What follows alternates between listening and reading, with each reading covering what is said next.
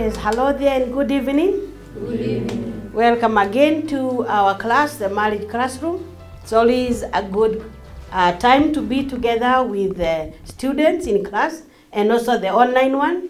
Even though we are not seeing you, I believe that you're very welcome to our class, and I hope you followed us in the last 3 weeks where we have started on topics on young people, concerning young people, not actually those that are in marriage. And that's why we are saying, if you are there, you have a friend or you yourself, you know somebody who really needs this information about relationship and how to prepare for marriage, it is important that you tell them that we are on so that they don't miss out anything. So karibu sana wale tuko hapa. We can greet our online viewers and tell them karibu. Yes, karibu tusome pamoja. And so thank you so much. I want us to start on today with a word of prayer, and I would want to request, I would want us to pray for us today. You who is next to me. Yes, Esther. Let's bow our heads for prayer. Thank you for this prayer. Thank you for this evening, mighty King of Glory. I pray whatever you're going to be taught this evening, mighty King of Glory, may it be a help for our lives, mighty King of Glory. And let us give us the grace to take what we're going to be taught. In the mighty name of Jesus, we pray, trusting and believing. Amen. Thank you. Thank you. And that now helps you, our online viewer, to know that we are here and we are serious, that we want God to be part of our journey, of our start of the relationship as we continue up to marriage, so that we don't fear marriage because God is in it. I just don't want to go back all the way, but if you have missed out, kindly check on our program, even Facebook, the Marriage Classroom. Log in and just realize that you can get the videos of the previous lessons where we started on when do you start relating, how do you relate, and last time we talked about unhealthy relationship. Maybe you got into a relationship and right now you're wondering, is this what I want to go on with up to marriage? And maybe asking yourself, is it worth it, or what that I'm going through? And the reason is, I believe we can save a lot of pain from, divorce and what goes on, all the pains and what goes through, our children go through when there is divorce and all that. The messy part of it, if people are keen on the start of the relationship. I love one of the main, something that my husband keeps saying, that things do not go wrong, they start wrong. Often, things start wrong before they go wrong. Okay? So, you don't say, I don't know what went wrong. Sometimes, it is from the beginning. When you ignore some things, we are calling them red flags. Maybe somebody was telling you, no, please, before you go on, can you check on this? And said, oh, we love one another. He has even promised to do that. And you forget that there's something we said. To be emotionally mature, you must be pragmatic. You should be able to reason. I love him, yes, but I don't like the fact that he's abusive. Okay? I love her, yes, but I don't like that she's disrespectful. So some of those things, you don't let them cover because you think you're head over heels in love. Because when rubber meets the road, when you now are man and wife, at the time, kama mtu alikuwa ameficha makucha, at the time they come all close. I mean, that's what you are, but how did you pretend?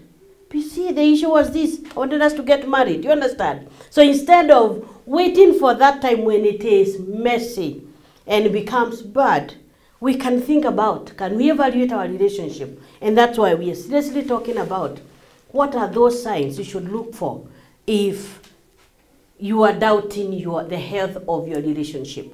And so we call them the red flags. And we mentioned two because that's where we are starting. And so can one just briefly tell us the two? And we are not going to talk about them because I want us to finish on the other remaining 8. And maybe look at just from us and ask ourselves, if you find your relationship is unhealthy, how do you end it? in a very Christian, human way? Or is there, must every relationship end when people really are almost the worst of enemies, yet they started as the best of friends? Must there always be that messy? That's what we will be asking ourselves. So, remind me, to the two that we said, one of them, there should be what? Yeah, one of the red flags, yes, Cecilia? Poor or lack of communication. Yes, if there is no communication at all, and if there is any, it is poor. Because it's either people are always arguing, they are conflicting, or always, you know, there is nothing that you talk that builds you. That, or there is no talking. Mnakaa a whole week, even a good night or good morning, there isn't, and you're in a relationship, hiyo itakufa peke yake. That si lazima ukuikufishe. Kama kuna kuikufisha, inaendaga hivyo inaisha. Then you realize you're no longer like thinking about the other person. And that happened. That's why you find when people start a relationship and they tell one another, let's give ourselves space. That is more like, let's stop communicating. Don't wait for it to resurrect. Watu wanapeana space mtu akisonga kivyake na yu mwingine anaenda kivyake before you realize you are far. Or let's take a break. Hiyo break si kama ile unaenda ya shule ati mnapigiwa kegere, mnaenda kucheza. Kara unarudi. If you find a relationship where people tell one another, let's take a break. Hiyo ni break ya kwenda kabisa. Si usigojee kegere ingine ati halafu turudiane. Hiyo break imeenda hivyo ni kwenda nyumbani. Okay, one, he has said poor or lack of communication. The other one was? Yes, let me hear from you. Constant disregard for boundaries. Yes, constant disregard for boundaries. And I also would say, if there are no boundaries at all, there could be a disregard and maybe there are no boundaries at all. So, hiyo inajiendea kile vile tu mnataka. So, it has no, ni kama mmeingia meli, haina pali naenda. So, mnaweza kaa hapo alafu tuseme twende padi. So, there is nothing you are going forward for. Then from here, let's move on very fast.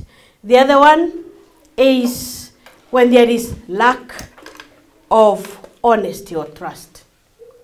People cannot be trustworthy. I mean, it's like, and by the way, what would be the basis for you to be secure or to know that you're being loved or you are secure in a relationship? Is it only love? Somebody can love you, but also not trustworthy, isn't it? Would you continue loving a person or being in a relationship of somebody who is not trustworthy? And so you have this person, has promised, I'll come next week, or let's meet tomorrow. And then you go and stay there, waiting for somebody, and does not come. The next time, do you feel the same, that you don't trust this person? No. One of the things that is very important is when you are dependable, you are reliable, and you are trustworthy, and possibly honesty.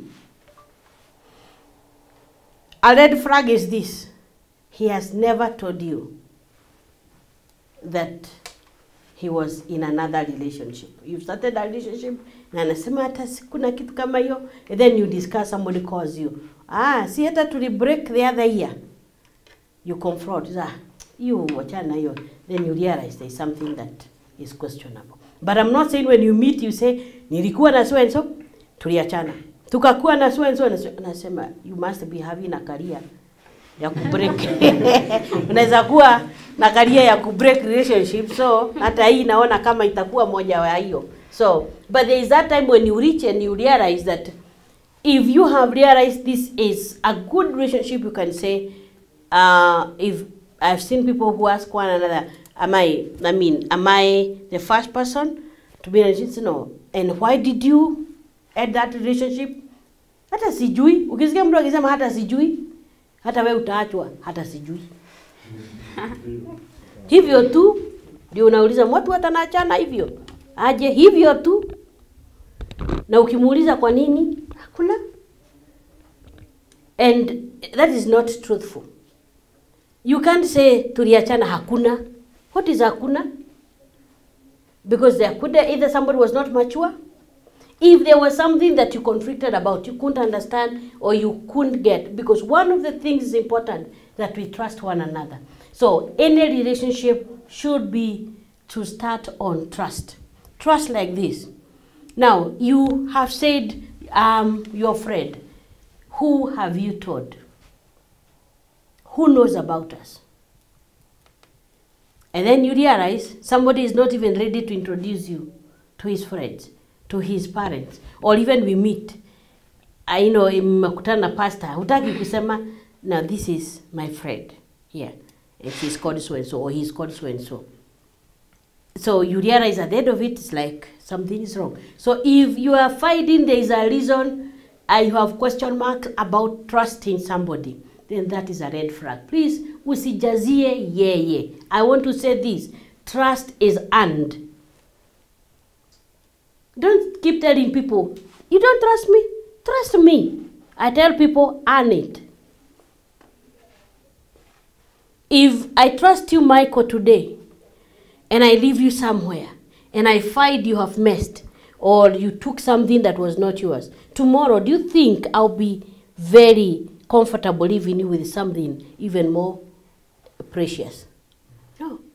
So unless you tell me I've checked, and trust me, if I found that even what I had not even known it is there, uniambie, by the way, madam, when I was doing this, I found this money, and I kept it there, then I know there is something that I've learned about you. You are trustworthy.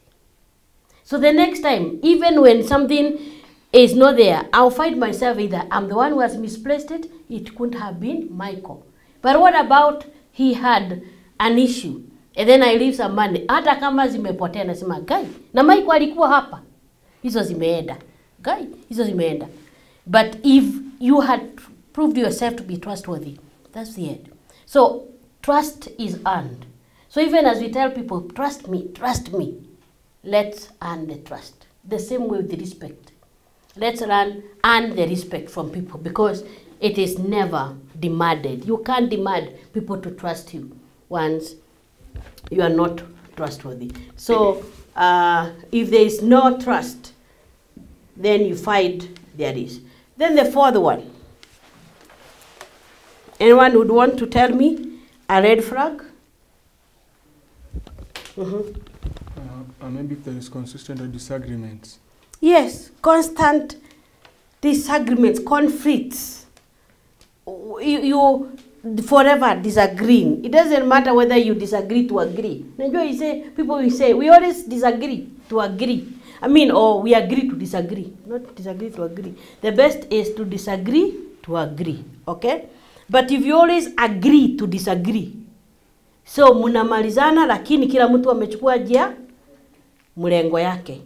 So that is not agreement. I mean, that is, if there is always disagreement or conflict, you meet and it's like, huh? Like what Wellington said, it's draining. Why? You go there and you always either, you leave, you're emotionally drained. Umejitetea, ulikuwa wapi last week? Kwa nini ukupick my call? Now after you got my missed call, why didn't you call back?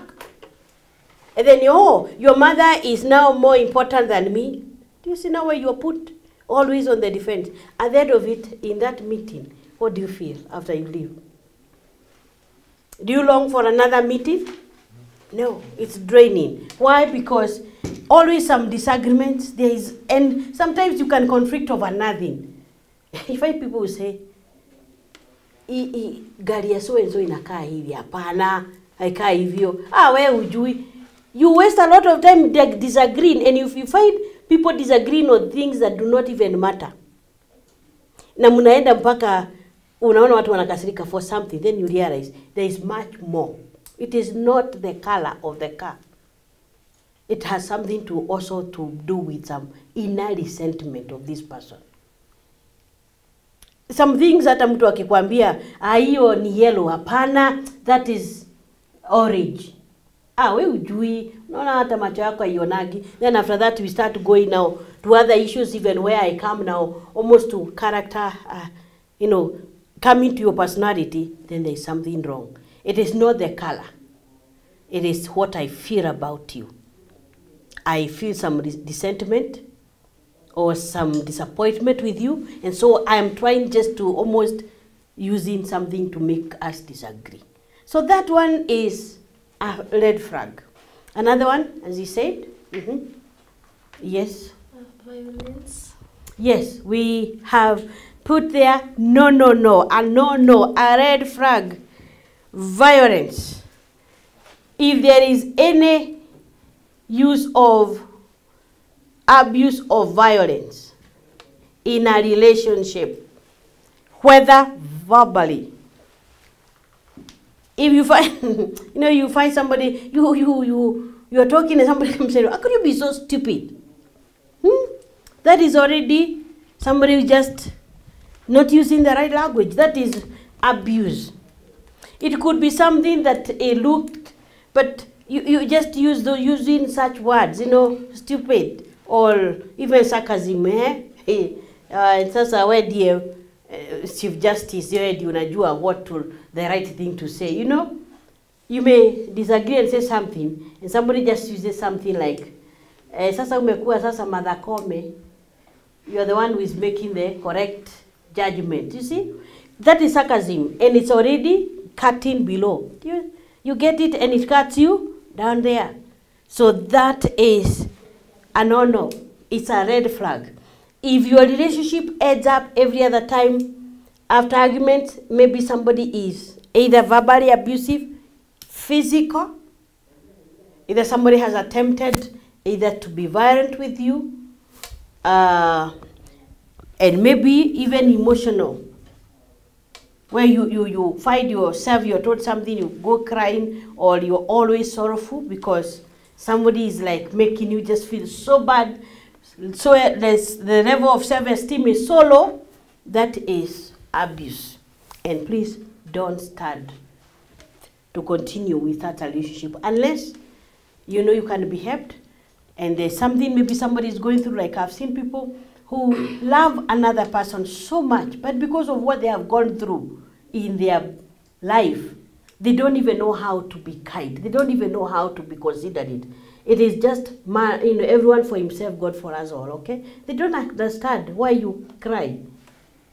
Because they cried, no one cared. You understand? Walichapwa hata ukijifanya unakufa na akwambia kufa tukuzike. Parents who beat you up mpaka unaona tafadhali kufa. So unamwambia so anasema nimekufa. Alafu mama anaendelea kupiga mtoto na amesema ameshakufa. Namwambia kufa tukuzike. So if that child grows up and he's a man and he has had such abuse and it's like no one cared when he was in hurt or was being abused, you may realize maybe you are there trying to give, show that this thing has hurt you, and it's like, so hata kila mtu wanna get hurt. Now you may realize this person, if you really care for that person, you may tell them, by the way, I don't think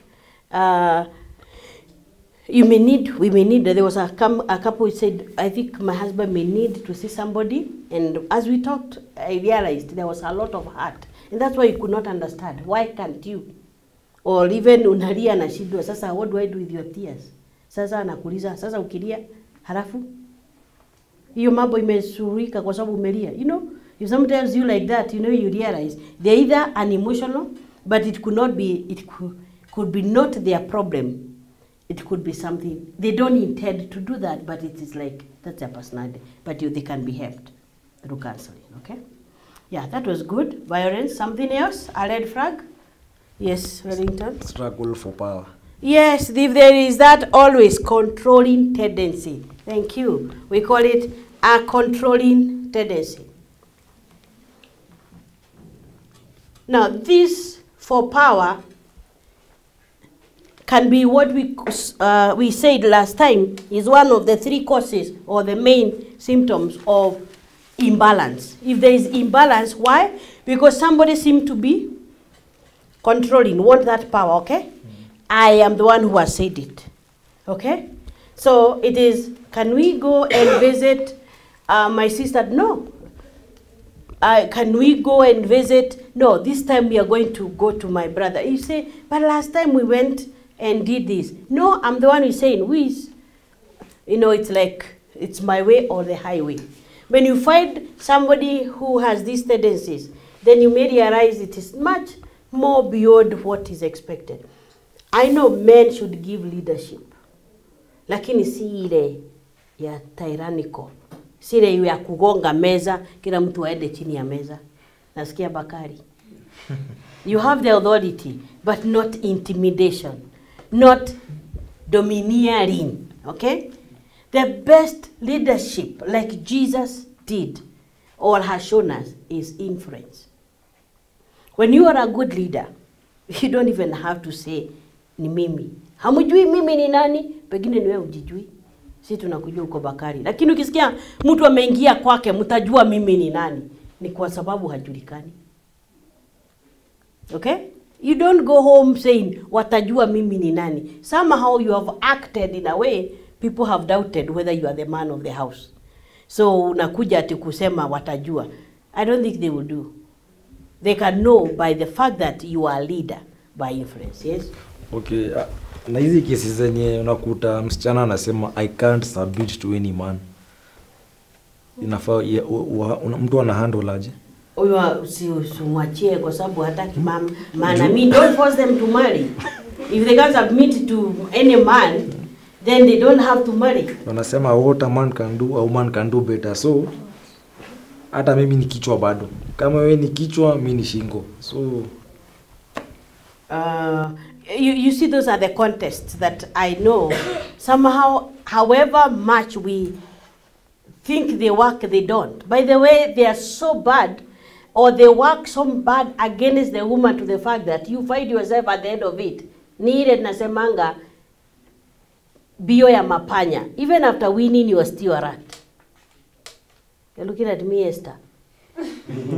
I'm saying there are things that you realize that you are better in your place than where you think you should be.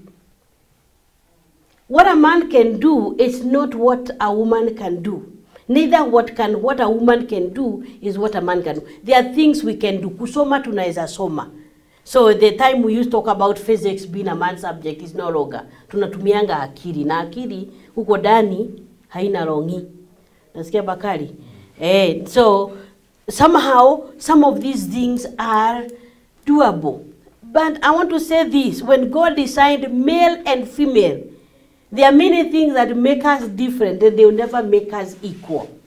Okay? Because even in our anatomy, we are different. So what a man can do, a woman cannot do. Neither can she do it better. Okay, there are many things I'm saying. I'm not talking about that huwezi soma, huwezi kuwa na pesa. We have seen it. But I don't know how many men can carry a child. Or you think it's a simple thing? It isn't. So even a woman can say, what I can do, you cannot do. True. And what a man can do, a woman cannot do. So we don't join that contest. And I keep saying, any woman who puts herself in that contest, you lose so badly at the end of it. You don't put your attitude to Toshane. It's very hard. But is that where God has placed you? Be who you are and you realize you thrive there. This is where we go wrong, because in our trying to help the women, we armed her the wrong way. And I keep saying, it is like David coming to fight Goliath, and the only way you would have fought Goliath is wearing Saul's armor. Not realizing, hiyo suti ilikuwa imetengenezewa mtu mkubwa. Okay? Kama ni breastplate, anavaa inakaa guo, na ilikuwa ifunike kifua.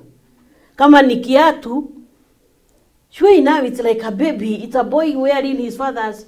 No wonder when he wore them, they were too heavy on him. You can imagine now you are amebeba chuma mingi kuliko yeye, and you want him to go and fight the giant. And he said, I'm not used to this. And that's what I say. For women, if you want to get what God ever wanted you to be, and you are beautiful and wonderful, when God gives you that grace to be a woman, please don't wear the helmet of a man. don't wear his breastplate. You won't fight this. And even after you try to fight, you lose so badly. How many women have competed and have lost their marriages, they have lost themselves after that? They are asking, they are looking for any person who can have mercy on them. You have the money, you have the power as you wanted it, but you're not in any way satisfied because there is always the wrong one. And I want to say, even to women, power, money is not what really makes you a woman or give you what it means. That is the wrong weapon. Because hata wao wamekuwa na pesa, lakini haijawasaidia, even the men. I wish we'd know there is much more to be in ourselves. Okay? Yes, and not you. I'm talking to all of us because this controlling tendency is what is affecting many marriages. When there is this, where somebody just wants to control power. Now because I am earning more than my husband, ako chini. Nikikuja sasa niye nauliza, kwa nini ukufagia nyumba? Kwa nini mtoto analia simshike? Kwa sababu you think power controls. And that's where we go wrong. It does not mean because I have money, I make you my servant. And that the man is only worthy respect when he has money. That is where we go wrong. Okay? And because of that, you have realized now this controlling tendency.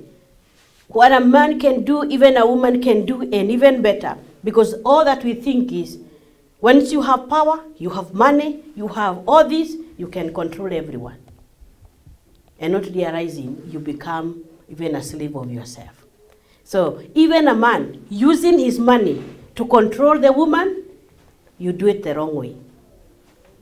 You understand, Wellington? Yes. We don't back at, okay, I'm not saying kuback. Tunasema hatuingi nyumbani sema kwa sababu tumeingia na gari kubwa. Okay? Huingia hapo nasema huku kuna chakula kwa sababu najua I am the one who is providing. No. Once you know what a godly man is, we have men who are the leaders in their family. They are the ones like Abraham who are, teaching, or they are helping their family to follow after God, as God would say about Abraham, that he's going to teach his children to fear me after him. Men who are doing that, and they are not the presidents, they are not the seers, they are not the ones who own all the wealth, but they are leaders in their home.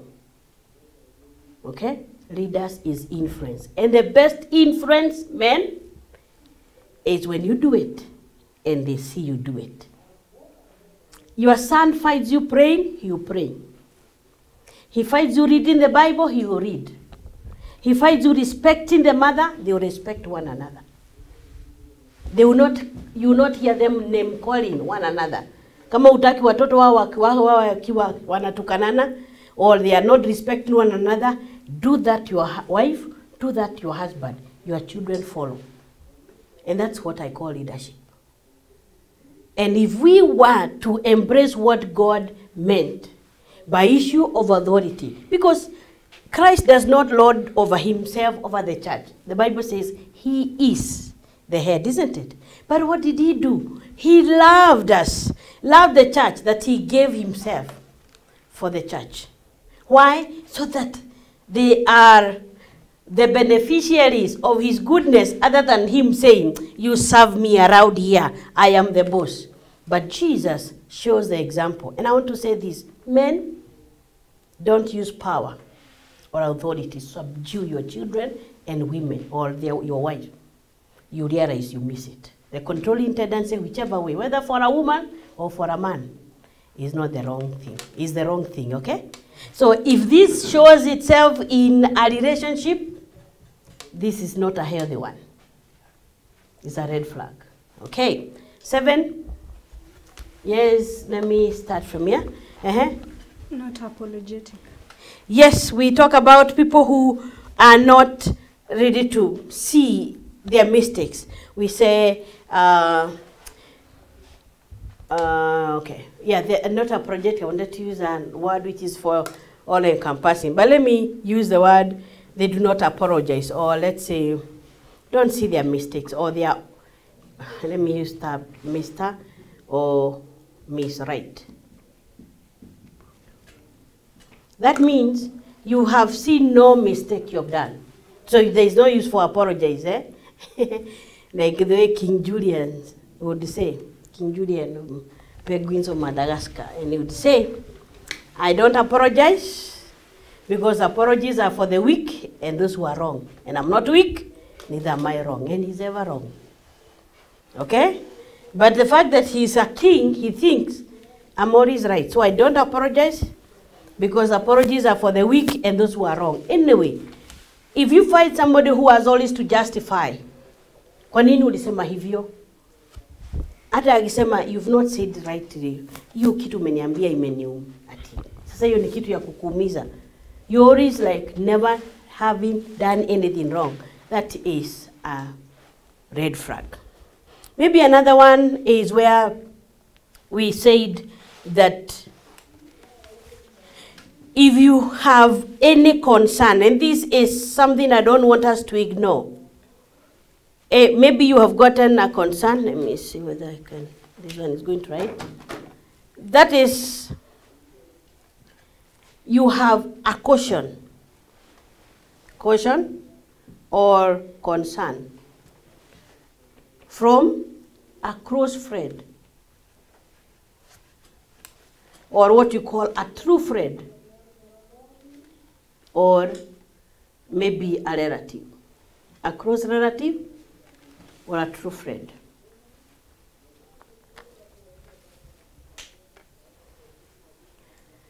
If you ignore caution, there is, let me tell you, in Kikuyu, that Greek language, there is a saying I'll interpret for you. It says, Murega kero dara tukana muduku rada toga wa dogo. What do you mean is this?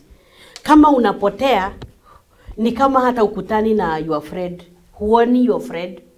So sometimes, if you find in that path you are going, you seem not to have a friend along that road or a relative. Kwa sababu you are in a relationship. Lakini friends kando, hata utaki kusikia vile wanasema, hakuna relative anaweza kuambia jambo lolote. Amekufanya usikie kama wewe ndiye dunia yake yote na wewe yeye ni dunia yake yote. Wewe. By the time it becomes bad, you will not have anyone to run to. One of the signs I would never want you to ignore today, because I want you to ask yourself, even our viewers, about that relationship. Has it isolated you from your friends? Has it isolated you from your family? Ya kwamba sasa, you don't even regard them. The only person in your head is John or Millicent. Hakuna kitu? I don't care. You've seen people even who are told, no, this is not right. And then they all open, because all that they believe is they are against us. They don't want to, they don't wish us well. Najua, wengine wanasema, hawatutaki hawatutaki mema. Okay? They are not really for our good. And I want to ask you, you want to tell me that all people all over the world, even your close friends and your relatives, can be for your downfall? So if you have a relationship that has secluded you to the fact that anakwambia, wacha kwenda kuona John, unaenda kumwambia nini? Say, I want to visit my parent. No. And it's like you cannot say anything. What will happen is this: when the abuse starts, you will not say, because you excluded. Hata unasema, si alikuwa ameniambia huyu mtu si mzuri. Sasa nikimwambia sasa ataniambia, si nilikwambia. You know, we hate that, being told. Nilikuwa nimekwambia, I had told you, so tunakufa ile kiume au kisabuni. Inaitwa nini? Kijeshi iye, kunaanguka. Ukianguka unaanguka ile ukweli unagonga chini na mdomo. And that is it. Unfortunately, there was one time we were, NYS, and used to be told, ukianguka wakuke kiaskari. So, si ati ukianza kuanguka unafanya hivi, ati unajishikilia. Kuanguka kiaskari ni hivi. Hivi. And unfortunately, somebody fell when we were in a parade, and that was the end of that person. He crushed his skull. So huwa nilikuwa nasema afadhali niwe punished. Kiandikwa kwa ftika kuna shida. Kisikia kama unasikia kizunguzungu, you just make. Wewe kurutu, okay, yenyewe, but by the end of it, you survive. Hiyo kujikausha mpaka unaaguka, unaenda. This is what happens. Please, don't lose sight of your friends. They could not have hated you to the fact that they have never wanted you to be. So a man comes all of a sudden, separates you from friends, separates you from relatives, separates you even from your social networks. You realize there must be something wrong with that relationship. Okay? Okay, we're almost there. You can see, ni kama mulikuwa mmesoma notes zangu. Something else? Yes. I think a situation where, okay, give me some time. It just disappeared. Okay, as it comes back, let's hear from Wellington. Obsessiveness. Obsessed na mtu sana. That's a red flag. Yes, we call it over dependency.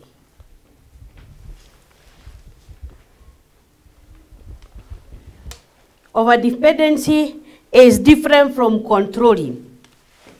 But over dependency is like this mtu, it's like amekusha kushika mawazo mpaka, it's like nothing else seems to matter, isn't it?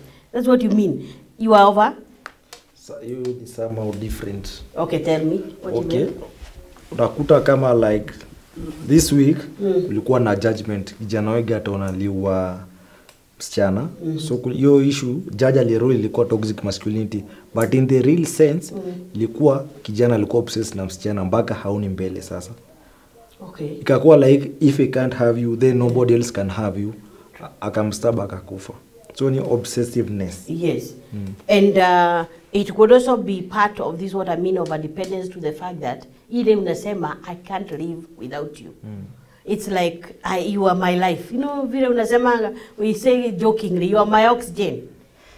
Sasa kama mmezima oxygen mask task nini, you know, your oxygen mask imekufa. Anyway, the overdependency can come to the fact that it becomes obsessive, as he says, obsessive dependency. You know, you are like obsessed with this person to the fact that I can't let you go. You are like my part of my life. I can't move on without you. And it has become very tragic many times. And especially for young people. That I was asking young people, as we were talking about issues of loss and grief, and he said, and it's like for them, the thing that would make them grieve so much, the fact that they go even to depression. It's not even like losing people or losing or failing the exam. They told me ni kawaida. But when they lose a relationship. Because they say, somebody told me, in kama unajiuliza, some people knew me. We were related with so and so. Sahi wakisikia tumeachana. Now, I become an odd person. Or it's like, what's wrong with me? You know, it's like, at the end of it, there must be something. So they will do anything, as he was saying, to get back this relationship. Hata kama ni kwenda kwa hiyo mjamaa kupiga magoti. Au mwingine, you've seen people even, anakatu, nisamehe tu, please forgive. You've even become miserable because of this overdependence, wondering, how do I move on from here?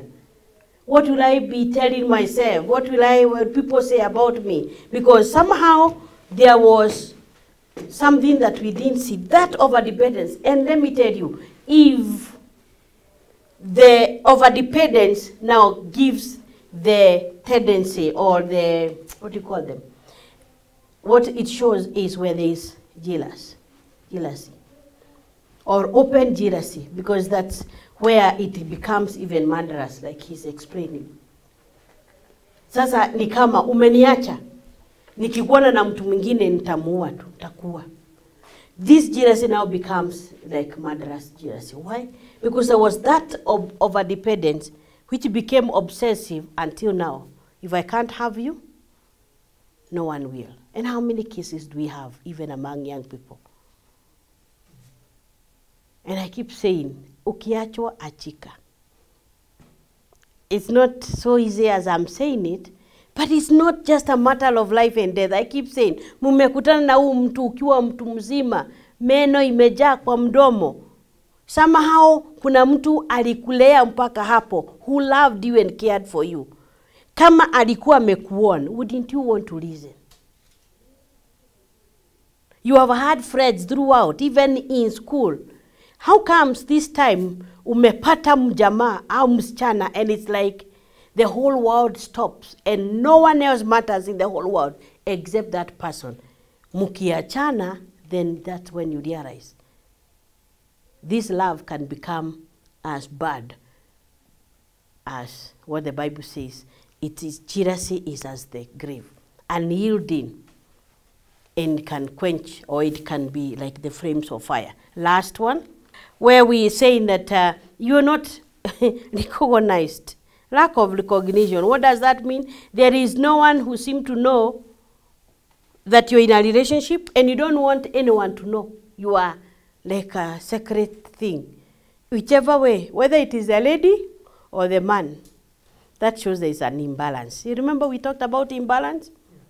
If I'm excited about saying, I want you to meet my sister, why wouldn't you want me also to meet your sister?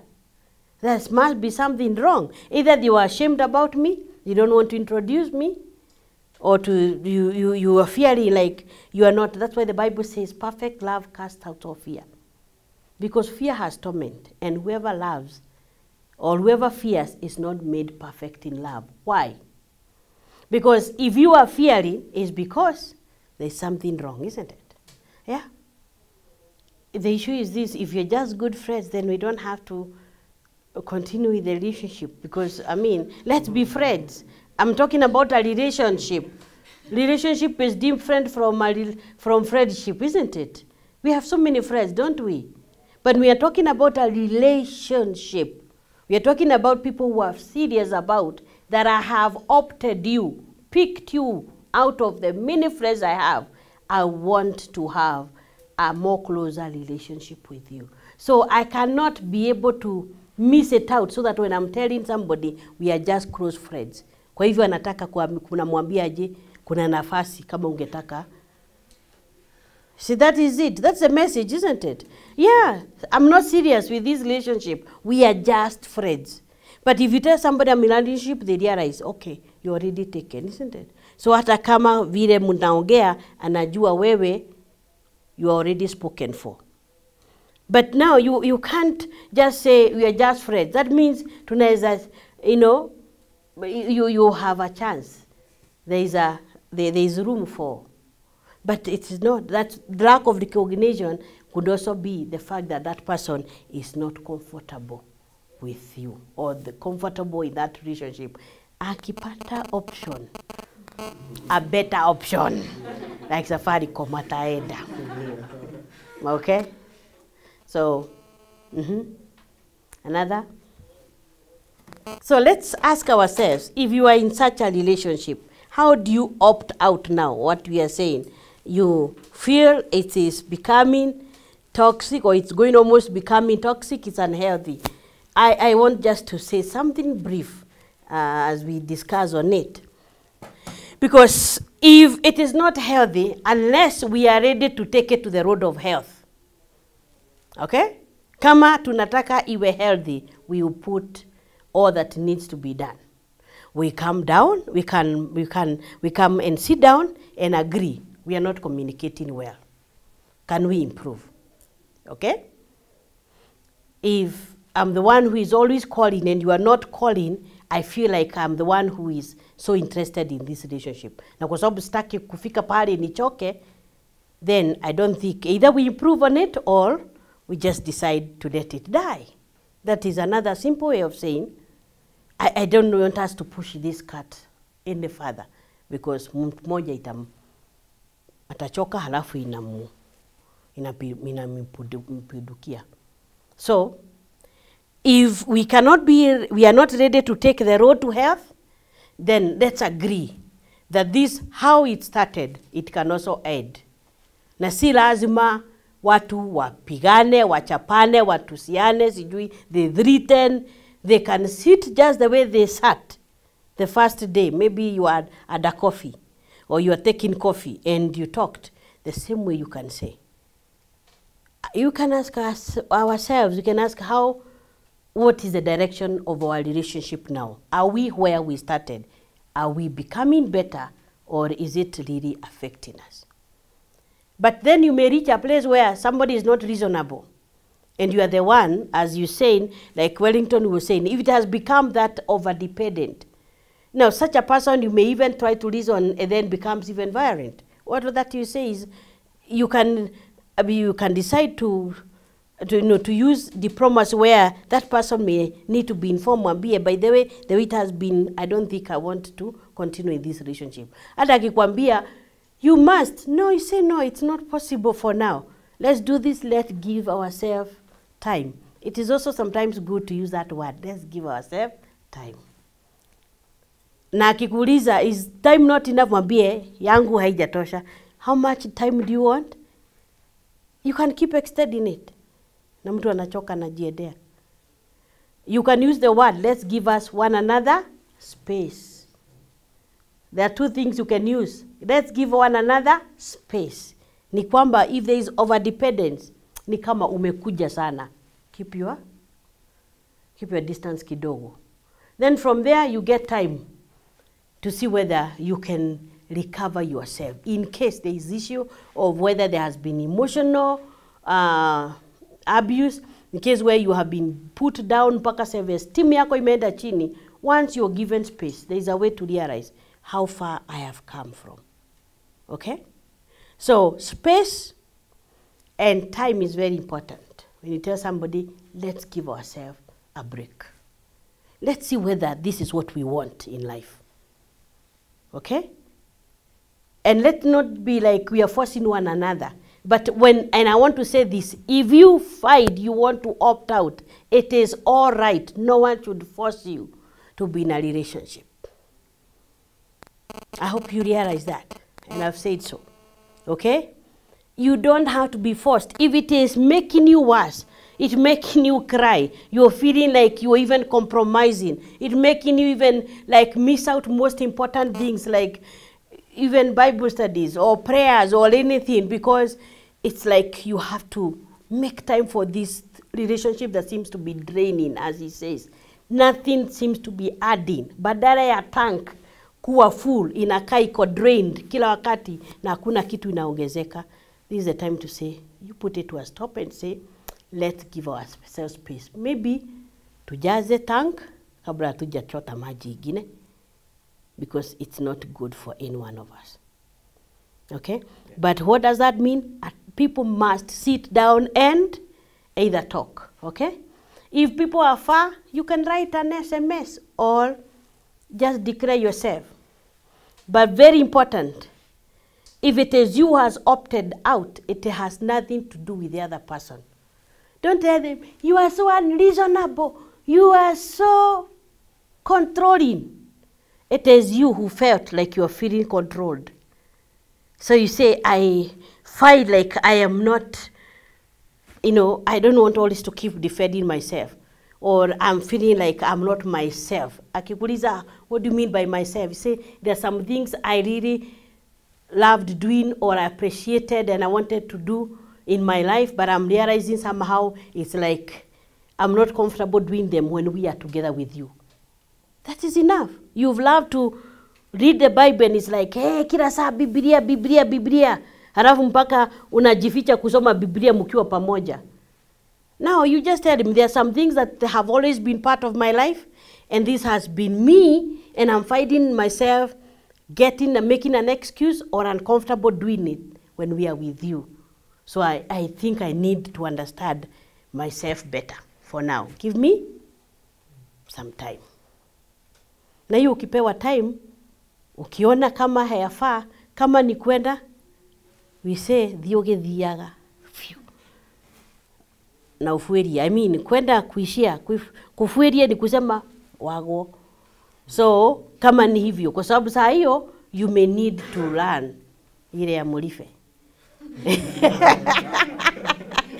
Because you may stay there and you may fight, the dog will bite you. So when hata mtu akikwambia don't run, I would say mulife run. Kwa sababu it may be what you may need for that time.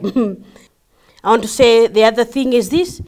In case people knew about it, if people knew that you are in a relationship, it's important to tell somebody significant. Najua wengine waachana na wataki kuongea. It's important, just say, by the way, you knew we had a relationship, we have decided to end it. That's all. Reasons, it's their yours. Si lazima mwambie. Tuliachana kwa sababu huwa anafanya hivi. No, what we call trying to mudslinging one another. Usimuharibie jina. Pengine we ndiye hukupenda, mwingine ukimwacha hivi, anafurahia umemwacha. Is a hot cake to another. Kwa hivyo, wachani hiyo kuharibiana ati wasema so many bad things. Kama ni wewe hukumpenda, hukupenda huyo msichana, pengine kuna mwingine alikuwa anasema I wish Bakari anaachana naye. Mimi naona hata hawafaani. Okay? Akisikia hivyo, Wellington asikie, haya, you are no longer with Cecilia. Okay, so it's all right if I go and say, so mwambie wachana, you know, don't now feel the jealousy as we are saying. We are saying is this, if it was for your reasons, it is true. Leave the other person, okay? Yeah. And I've said, inform somebody because they need to know. And once they know, they can also help you to, you know, either to start up or to, you know, to nurse that loss because it is a loss yenyewe. Sometimes unasema pekine it's a big, it's just a dream, tomorrow unafikiri itarudia au itakuwa better. No. If you have decided about something, please don't go like Big G. Nenda ukirudi. In Kikuyu we say, ulimo wa mushoka niguo uliaga mundu. Hii kurudi, hiyo ndio inakukura. Aya. And then the other thing I've said is this. Allow time to heal. If you have been through in a relationship, isiwe kama ni kuruka kama grasshopper. Umetoka kwa hiyo podo. From the next week tunasikia uko na, hey, I'm in a relationship with Wellington. It is like a dose. Ni kama it's whatever.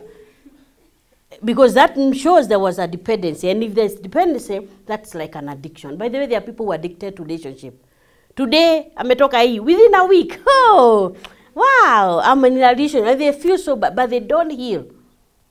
Take time to heal, to know what didn't work in that relationship. So that in any other relationship that you may start, you may realize, I was not communicating. I'm the one who was giving excuses. This one, I'm not going to do it. Kuna ile umesema, this one I'm going to improve on. Okay? Kama uliachwa kwa sababu you keep blaming somebody, then you say, I'll be taking responsibility. Kama ni mimi nimekosa, ni mimi nimedire, mwambie si ungekuwa umenigoja. Hata kama ungekuwa hapa, si ungekuwa pahali gine ukinigoja. If you are late, say I'm sorry, I'm late. Na ukimwambia hivyo next time unafikiri atafurahia hiyo? No. So what happens?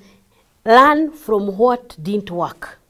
Then the last thing on this is accept and move on. So those words sometimes when we tell people accept and move on is this. Umeachwa, there is nothing wrong about you. Na si wa kwanza. Hata Biblia inasema, when it comes even to the issues of temptation, no temptation has overtaken us, but that which is common to man, isn't it? Isn't it? Because there seems to be like, there are things that it's not only you. Usiulize kwa nini. People will say, me, I never had a broken relationship. Don't think there's something wrong with you because there was a broken relationship. Okay? And maybe that's why the Bible talks about the Lord is close to those who are broken-hearted. That's okay.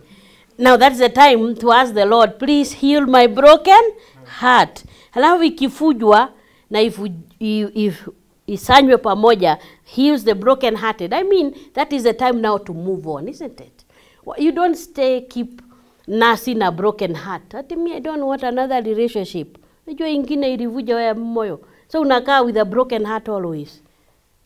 Or like Don William would say, at the broken hearts never made. They made. Ask people. Sometimes it's good also to hear counsel from people who are in marriages and they'll tell you, pengine waliachwa, wakavujwa roho, wakaenda kwa Mungu, akatengeneza hiyo roho imevujika, hiyo ilikuwa broken heart. Then after that, right now they got somebody, they are got in a good healthy relationship and they are now married and they are married happily, okay? They are not enduring, they are enjoying.